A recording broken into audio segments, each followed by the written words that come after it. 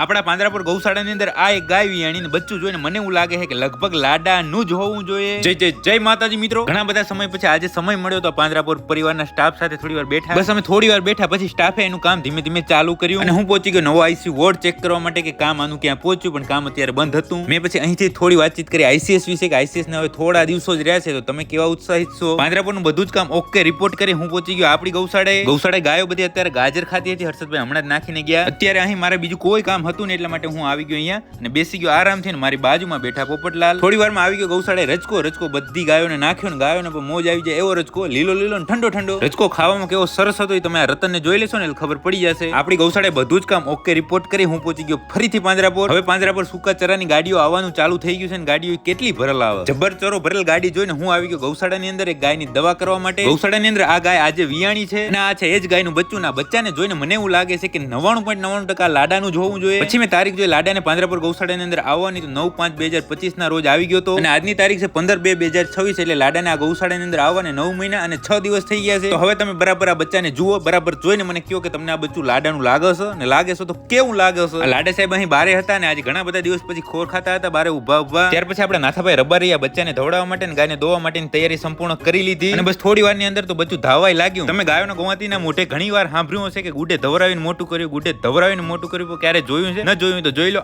આને કહેવાય ઓરિજિનલ ગુડે ધવરાવલ. કોઈ પણ બચ્ચાને એની માનું થોડુંક દૂધ મળે ને એની અંદર શક્તિ ના આવે એવું બને જ નહીં. બસ આ બચ્ચાએ લીટર એક દૂધ પીધું હશે વધારે, ત્યાં એને અંદર જો કેવી શક્તિ આવી ગઈ, પોતાની રીતે ધાવા લાગ્યું. તો ભલે મિત્રો હવે આજનો દિવસ પૂરો, આજનો વ્લોગ પૂરો. તમે લાઈક કોમેન્ટ શેર કરો ના ભૂલતા.